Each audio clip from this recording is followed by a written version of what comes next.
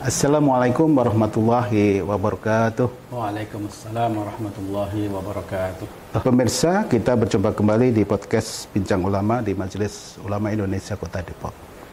Insya Allah hari ini kita hadirkan narasumber kita, yaitu Kiai Jasim Hamidi. Insya Allah beliau adalah salah satu ketua bidang di Majelis Ulama Indonesia Kota Depok. Assalamualaikum Pak Kiai. Waalaikumsalam. Sehat, Mas Andri.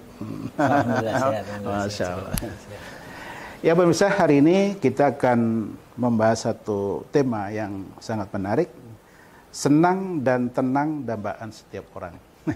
Nanti kita akan tanyakan, tapi sebelumnya kita berikan kesempatan untuk menyapa dulu pada pemirsa, silakan. Assalamualaikum warahmatullahi wabarakatuh. Waalaikumsalam warahmatullahi wabarakatuh. Alhamdulillah wa syukurillah wassalatu wassalamu ala rasulillah Sayyidina Muhammad ibn Abdillah wa ala alihi wa sahbihi wa mawalah. Rabbi syrah li sadri wa yassir li amri wa hlul uqdatan min lisani yafqahu qawli, amma ba'du. Pemirsa podcast TV MUI Kota Depok di mana saja berada, salam kenal, salam hangat. Ya pemirsa sudah kenal ya, ini adalah guru saya juga yang mulia, luar biasa beliau.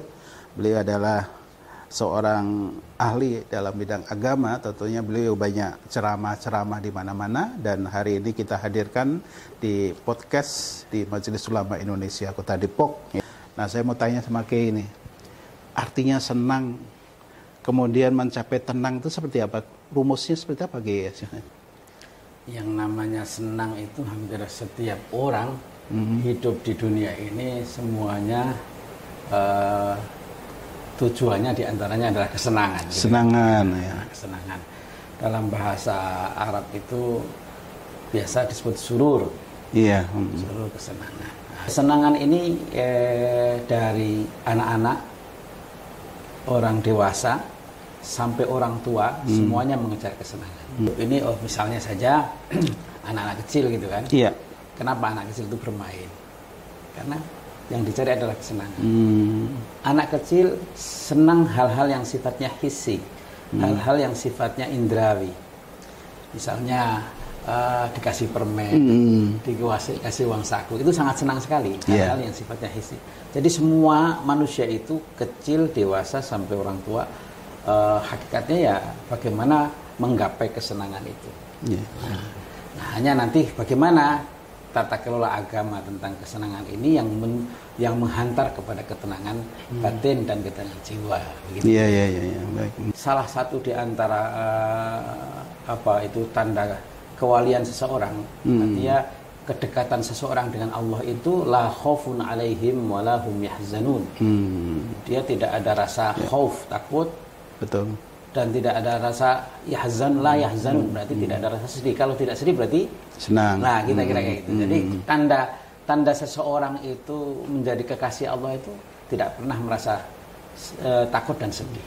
Nah, cuman nanti ada tafsiran-tafsiran yang lebih detail ya. Iya, baik. Apa makna kalimat tersebut? Baik.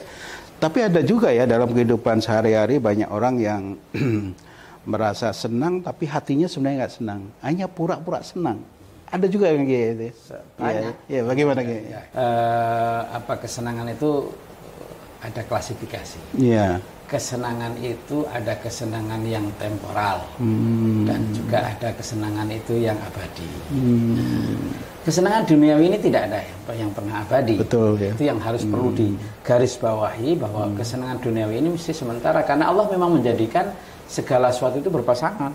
Wa min kulli syai'in khalaqna zawjain la'allakum tadhakkarun. Dan segala sesuatu itu Allah jadikan berpasang-pasangan. Betul. Nggak mungkin orang itu sedih terus, tidak juga senang terus. Mesti satu ketika senang, satu ketika sedih. Betul. Nah, ini yang harus dipahami oleh setiap orang agar supaya dia tidak gagal faham dalam memaknai hidup ini. Bahwa memang desain Allah itu ya ada dua ya? Iya, ada sedih, ada senang, gitu. Ada takut, ada berani, gitu kan. Semuanya seperti itu. Maka ketika apa yang diharapkan, kesenangan yang diharapkan itu belum muncul datang, tidak mengatakan tidak muncul datang ya, belum muncul datang, maka kemudian dia bagaimana caranya, gitu kan. bersabar dan seterusnya. Tapi lagi-lagi tadi kita harus berpikir tentang klasifikasi tadi. Kita ini sebagai apa, kita ini usia berapa, itu tentunya akan berbeda tingkat dan model kesenangannya tentunya. Iya. Artinya bisa digolongkan contoh mungkin kayak saya ini, maksudnya senangnya di mana nih gitu ya? Atau bagaimana kayak? Mestinya sudah tidak hisi lagi ya, maksudnya. Gitu. Yang hisi itu sudah berkurang banyak gitu. Kenapa misalnya ya ada kita cari satu contoh gitu kan di kehidupan nyata. Ketika seseorang itu sudah bisa memenuhi kebutuhan primernya, sekundernya, tersiernya, itu akan mesti kemudian naik supaya bisa meningkat tingkat kesenangannya. Contohnya adalah misalnya ini contoh Pak Andri pakai apa cincin nggak gitu kan? Enggak, betul. Kalau nggak saya kebetulan nggak ya. Kalau yang pecinta cincin gitu ya. Cincin itu coba bayangkan, ada yang harganya miliaran gitu kan. Apa sih kelebihannya gitu kan? Betul ya. Nah, itu orang sebetulnya kalau orang Jawa bilang durusi seneng gitu kan. Sampai seperti itu. Durusi seneng. Ya itu karena memang hal-hal yang sifatnya primer, kesenangan hisi yang sifatnya primer, sekunder, tersier sudah didapatkan, kemudian yang aneh-aneh dia cari gitu kan. Tapi itu artinya kan masuk dalam kesenangan sementara ya, Ki? Ya nggak permanen. Tidak. Nah, kalau menurut agama, Ki, ya karena kita ini dialog dengan ulama nih ya, pemirsa. Jadi bagaimana yang namanya senang, hidup senang dan tenang dalam versi agama, Ki? Mencari kesenangan itu yang sifatnya hisi semata, maka mesti akan